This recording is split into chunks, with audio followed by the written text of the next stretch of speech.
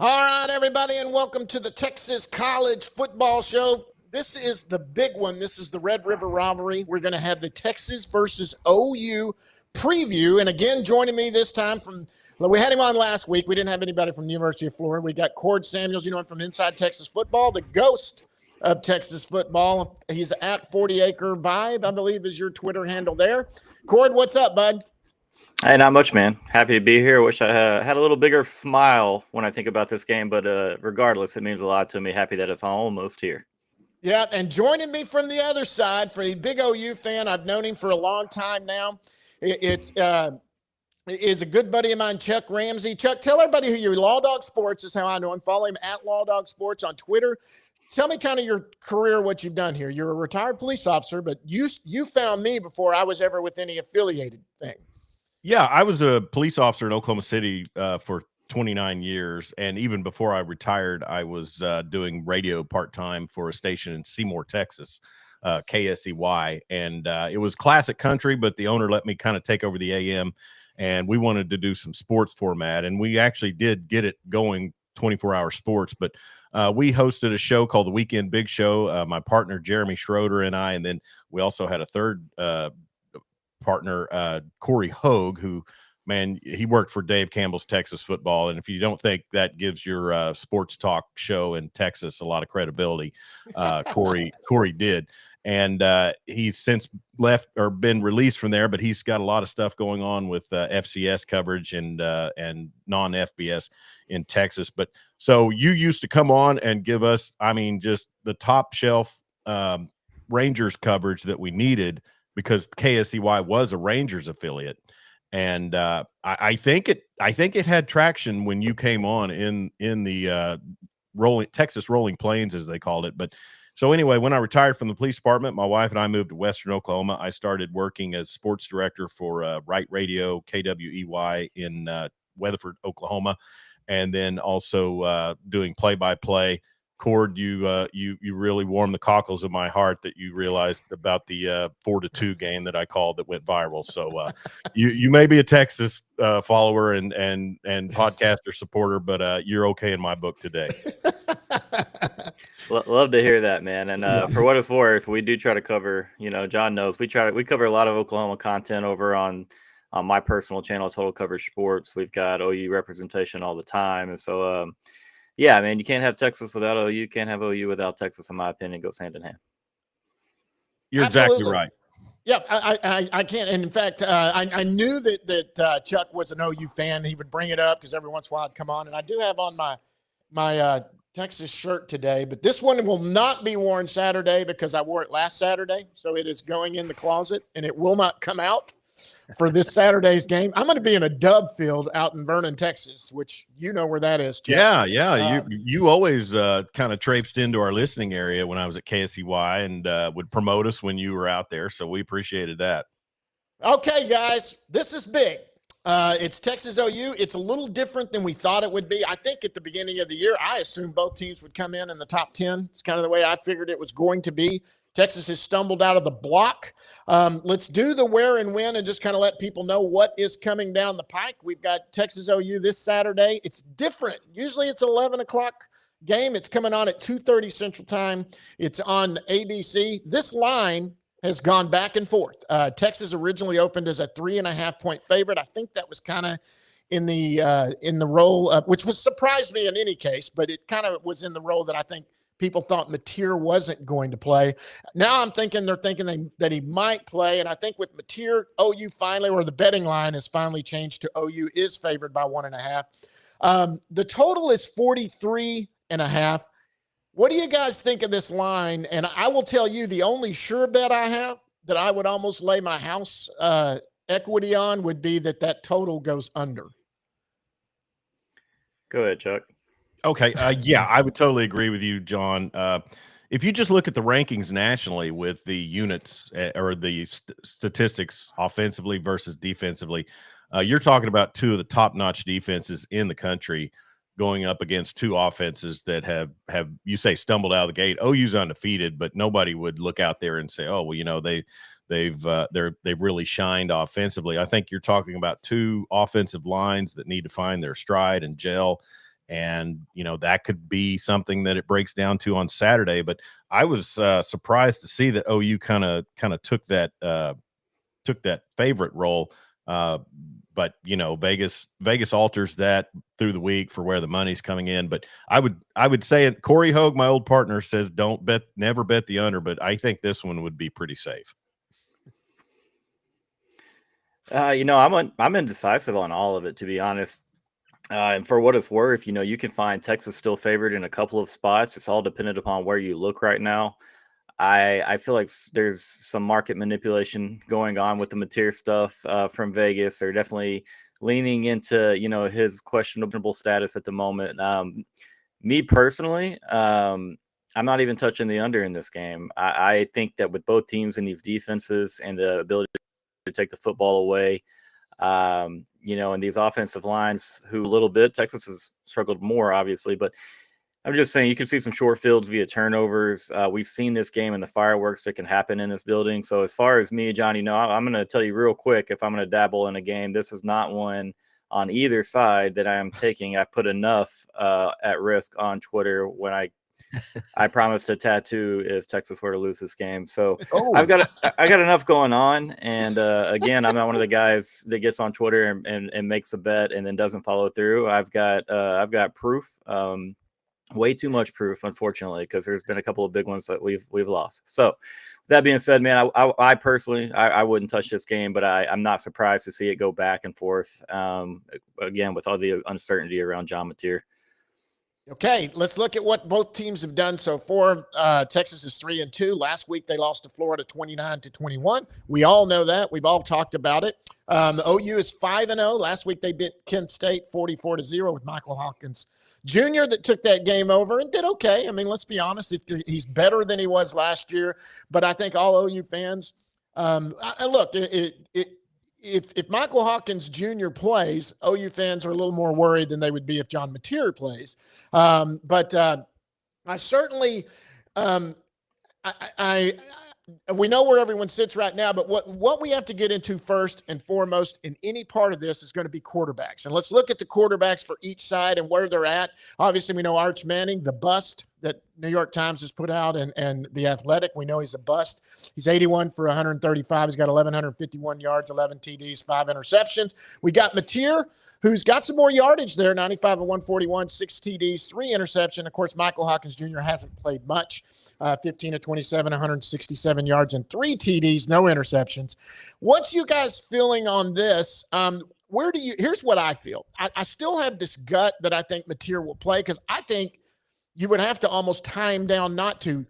Cord, I know that your thought was, and OU is doing exactly what they need to do. I would keep this thing questionable right up till game time or make it a game time decision. No need not to, because I know the kid wants to play, and why wouldn't you make Texas prepare for both? Even Michael Hawkins Jr.'s backup. So why wouldn't you do that? That's just called gamesmanship, and I have no issue with it. Cord, I thought you said you kind of thought that it might go right to game time, and then they announce he's out. Are you still sitting on that one? Yeah, I mean, I've had a couple of people on the OU side that I actually trust a good bit tell me that he will play.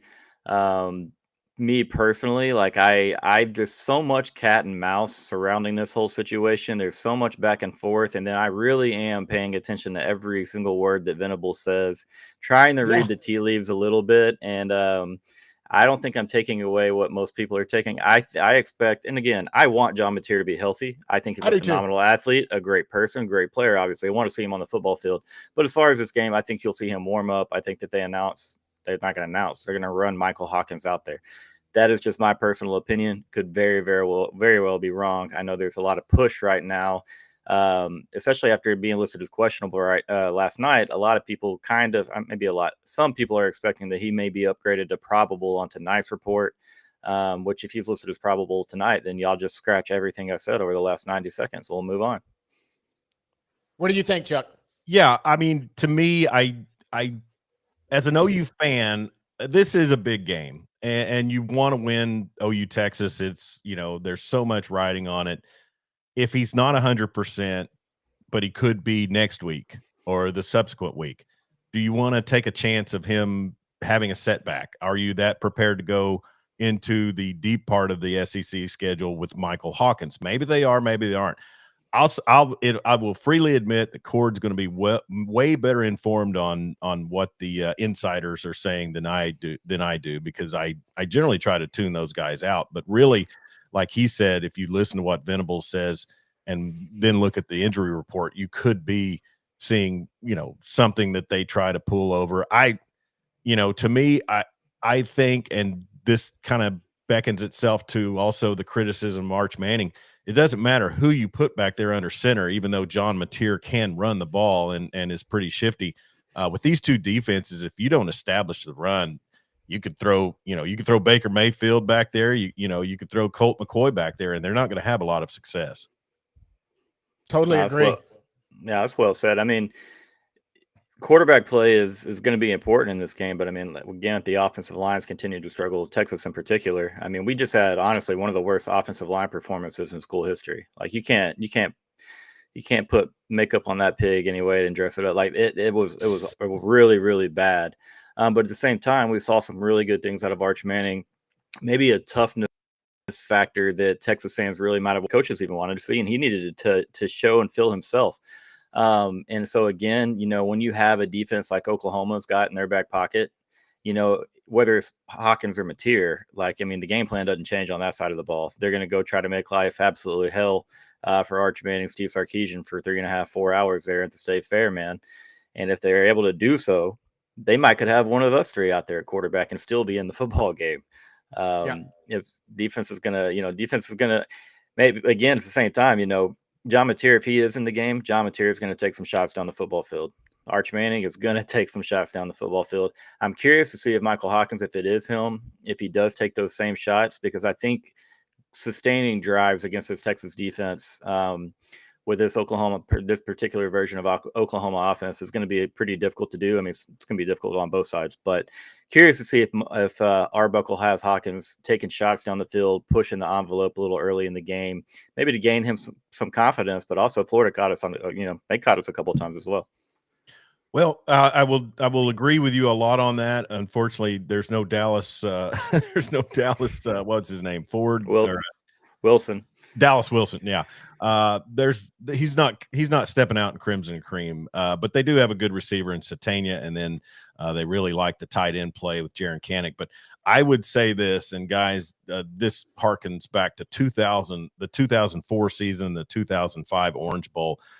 Sark's offense against the Venables defense, there's a history there of him just abusing Brent with the tight end. And if you have a tight end play that can open some things up, particularly up the seam, and it gives me shudders when I think about it. But a tight end up the seam or tight end play in general, that could be something that kind of opens things up for either side.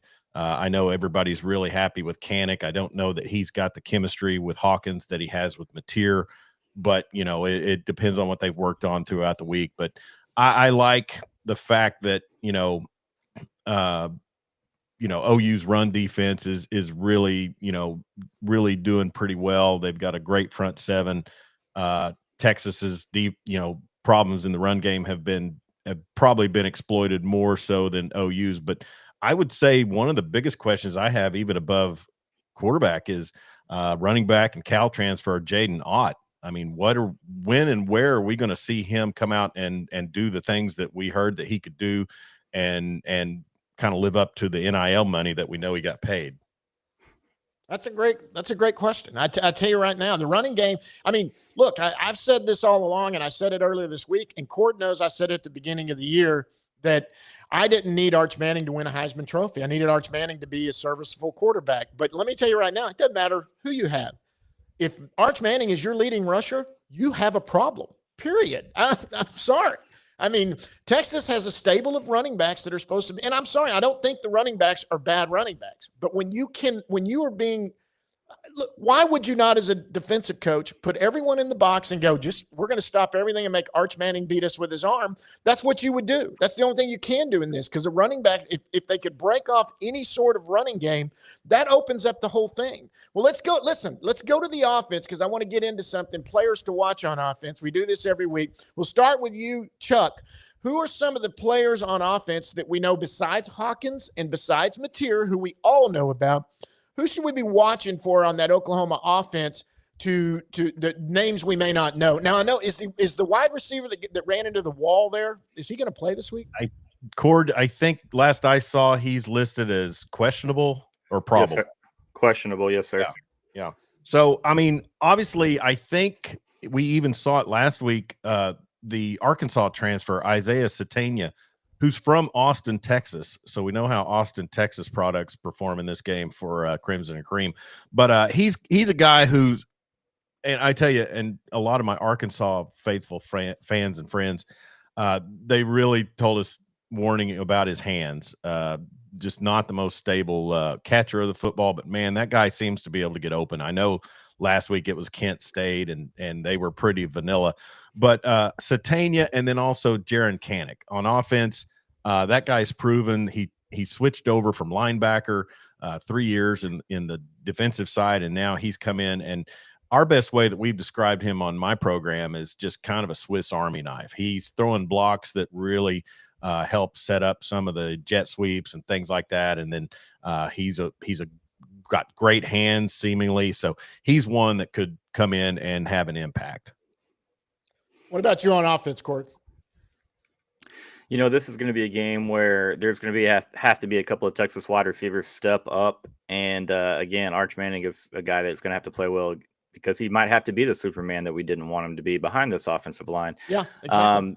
So again, the entire offensive line, you could say, like, yeah, we need to see a step up from them. But I want you to watch out for Emmett Mosley. He's actually plus 650 to score a touchdown in this game. If I were to take any wager on this game, I might put down like a little $10 pizza money on that. But I like Emmett Mosley and what he showed last week against Florida. He seemed to be the most crisp and smooth route runner that we have. Made one tough possession catch, showed a really good awareness on the sideline. And again, so I'm thinking of two of the group of Livingston, Mosley, DeAndre Moore, Ryan Wingo really have to step up. I like Emmett Mosley to have a big play in this game, and I like DeAndre Moore. It might not be the same type of play that him and Arch connected on against Mississippi State last week, but I feel he's due for a big kind of a breakout game maybe, which again, against this Oklahoma defense, wouldn't have to be a crazy big game. Expect a little scoring one, but I do expect DeAndre Moore to make a couple of plays. That's good. On defensive side of the ball, obviously both these defenses playing fantastic. I mean, they're two of the top 5, aren't they, in the country right now? Or top 10 at least, I know. And both these defenses are very well thought of. Who are we looking at, Chuck, on that defense? Who's the leader of that group, and who are we watching? Well, I would think, honestly, if I had to pick one player that could impact the game the most, it would have to be the edge rusher, R. Mason Thomas. And we saw how inept the Hugh Freeze offensive line was against Oklahoma in that game in Norman. 10 sacks. Maybe they reeled it back to 9.5. I don't remember the exact number, but it was a lot of sacks. And then R. Mason Thomas was actually out for half of that game because of a targeting call against, I think, Temple. But he's a guy who, you know, even in that loss to LSU last season, OU went out and really hung with the Tigers in Baton Rouge defensively. And I thought he killed Garrett Nussmeier there for a minute, but he's just that guy that when he turns it on and when he, gets out there, he's gonna make the Texas offensive, plan have to adjust for him. And then, several players on the backside have to step up because if they're not getting to Manning and if he is able to find time, we saw it last week, of course. Sunbelt Billy Napier, he's going to find a way to make a blowout look close. I'll say that. I mean, throwing the ball late in the game and almost getting it picked off, and then some of his offensive decisions there late.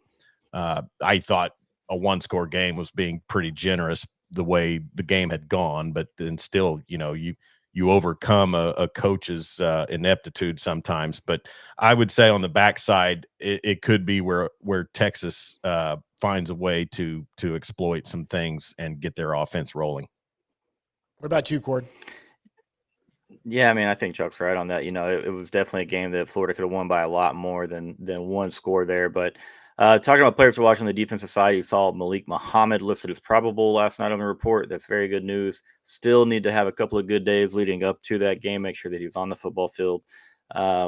Saw what Texas looked like last week, in man coverage when we had a mixture of Kobe Black, Jalen Gilbo, Cade Phillips, a couple reps. We didn't look good, but again, you have to give Florida a little bit of credit. Dallas Wilson is a very highly touted prospect that is just getting on the field and showing what he can do. And again, Lagway made a couple of tough throws. I don't know if y'all saw the one throw underneath the pass rusher's arm, almost submarine, pretty sick little throw. If y'all haven't seen it, I'll send it over. Yeah, it was great. Yeah. Again, love DJ, Texas kid, but hate that he did that to us.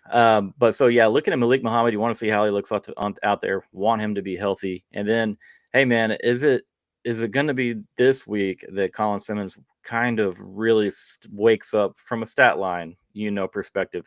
The effort is there. He's got to add a little bit more to his pass rush bag. He really likes to bend and get wide and use that speed. Bull rush, swim moves, different things. Add that to your bag. Again, still a relatively young pass rusher. Looked pretty good against the run last week, so we like to see that. I think he had 2 or 3 consecutive plays, tackles for losses there. Yeah, and before I think we ended up blowing that drive up anyways, and they got points out of it. But I'll be looking for those two. Again, I think our linebacking core is going to have a big day in this one. Again, stopping the run and then dropping back into some coverage zone. They all do a pretty good job in that regard. So curious to see how we game plan for either quarterback, but those are the guys I have to watch on the field. All right, let's go to the keys to victory. We're going to go first on offense. Cord, on this one, we'll start with you. If Texas comes out and wins this game, and I'll give my prediction here in a little bit, what has happened? What's been the key to victory on the offensive side of the ball? I'll say 1 or less turnovers. You got to do a good job of protecting the football. But then again, I'll say that you ran the ball for 100+ yards in this game. And that's not even, in today's world, that's not even asking for a lot.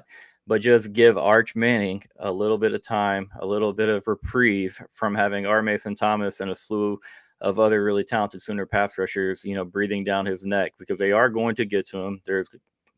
We saw Texas, Florida. Arch is going to get hit this weekend. Let's limit it a little bit. Give Brent Venables something else to think about. Maybe make him think about his 3-high safety look and how he probably can't do it on every single down, and he's going to have to bring some other people. And if Texas can't make him come out of it, I don't blame him at all. Run for 125 or more. That'd be nice, but I'd just take 100. All right. What do you think on offense, Chuck? If Oklahoma wins this game, they are predicted to win it now. What's happened on offense?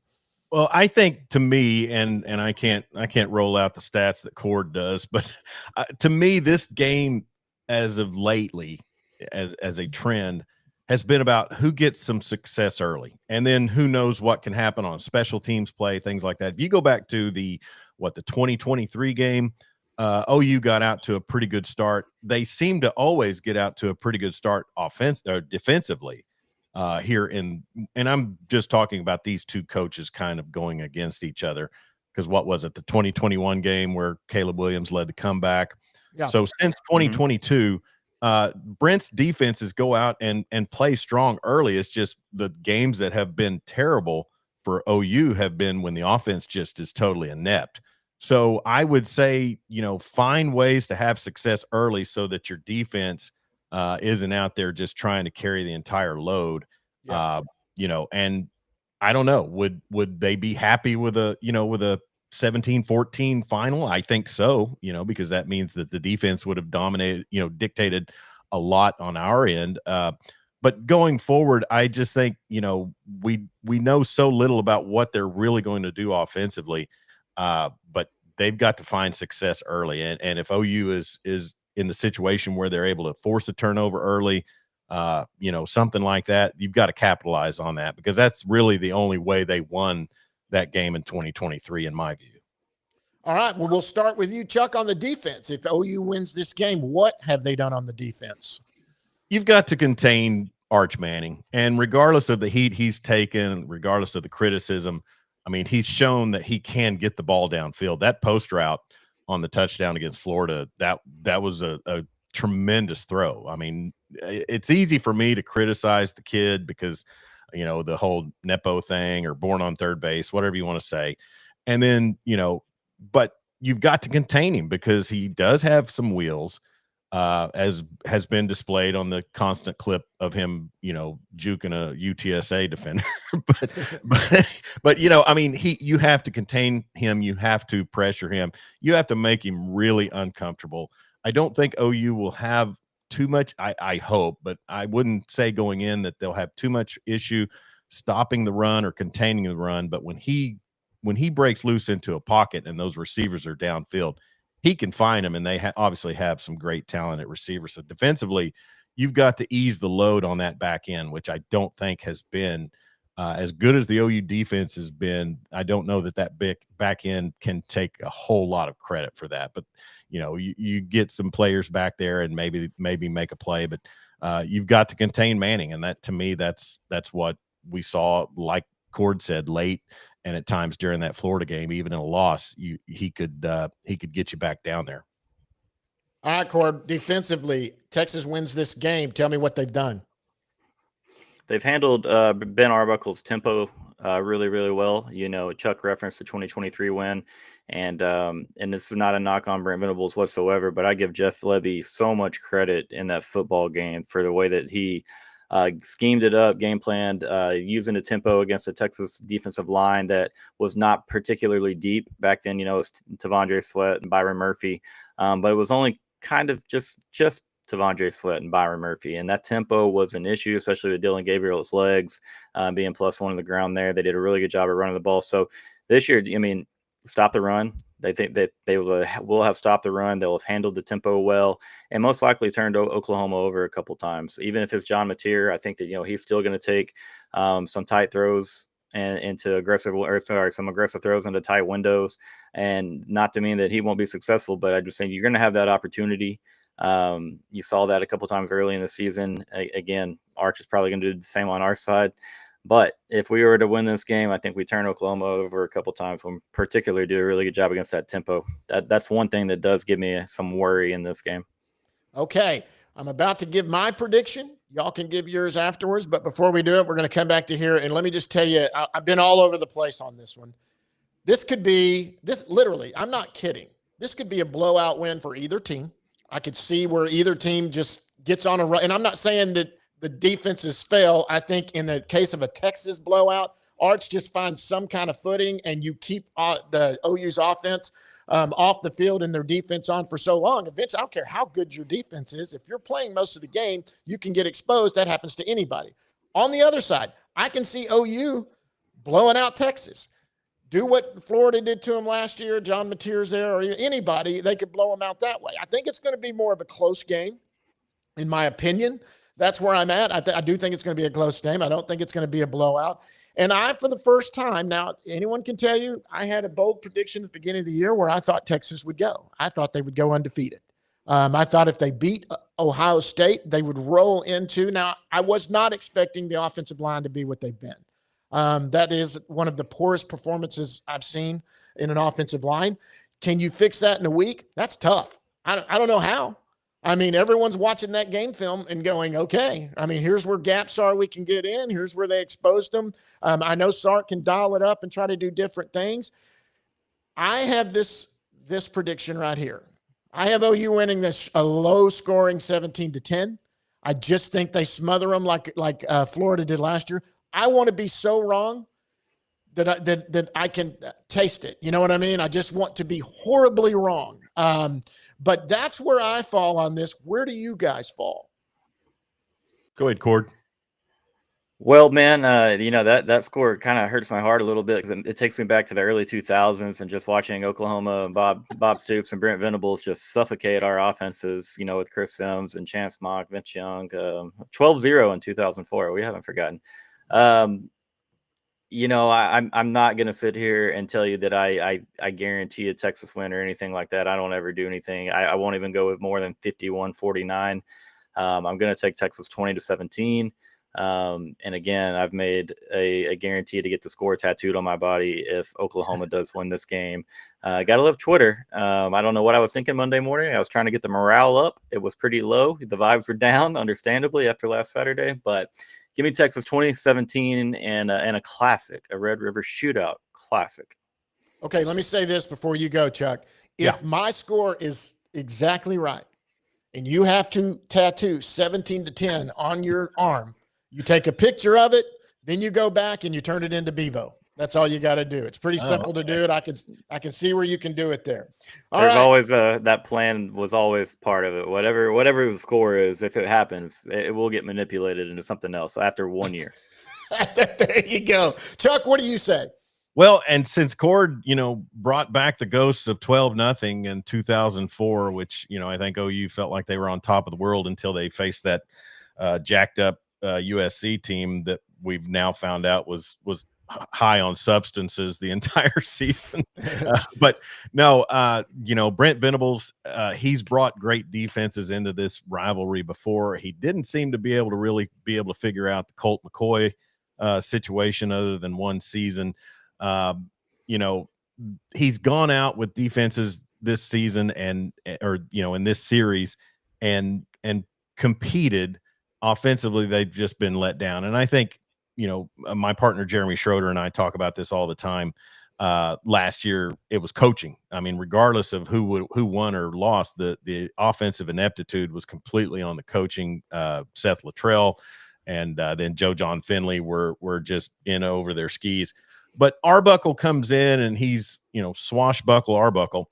But we're going to find out if he's ready for the speed of, more of the SEC and if his game plan can really, work through a long game and a big rivalry game throughout. But OU's defense will be there to kind of back him up.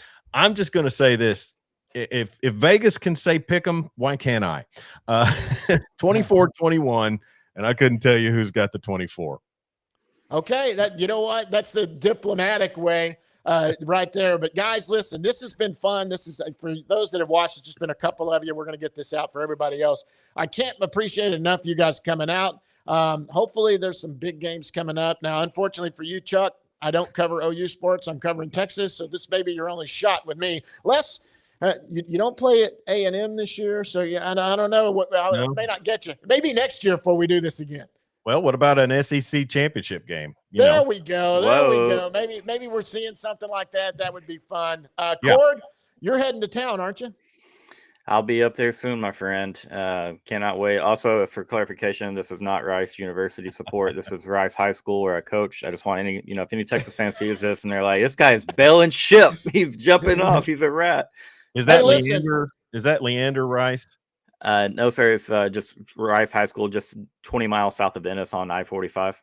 Okay, my bad. I thought there was a Leander school that was Rice, but I may be wrong. Sorry. No, that's fine. Cord, are you going out for a cold one tonight with some buds? Not tonight. No, I'm not heading up until tomorrow. So tonight we got one more night of family time. Wife got sick on Monday or Tuesday, and so she's called in a couple days, and dad's extra chores in the evening. That's how it rolls. I'm an empty nester now, and actually I'm a bachelor tonight. My wife went to see her folks, so I was like, I may drive over and find you guys for a beer, but that's fine, guys. Listen, I can't thank you enough for doing this. Everybody for joining along. Texas OU this weekend. I know that one side of this three is pulling for OU to come in here and handle their business. The other two of us are hoping that we right the ship and take OU down like we did. A lot of respects from both sides, though. I can't say enough. This rivalry is heated. We don't like each other, but both sides have always respected each other and their programs. It's that other school in Texas we like to really give a hard time, and and we're going to continue to do that. Hey, guys, I appreciate it so much for both of you guys coming on. Go Texas this weekend. I know you're going to say go OU, horns down. That's fine. For Chuck Ramsey. That's the only time of year I do it, John. I promise. There's no horns down other than OU Texas weekend in the Ramsey household. And that's the way it should be. And I don't mind if you take it down anyway. That doesn't offend me in any way. That's just part of good sports rivalry. Guys, for Chuck Ramsey, Cord Samuels, I'm John Moore.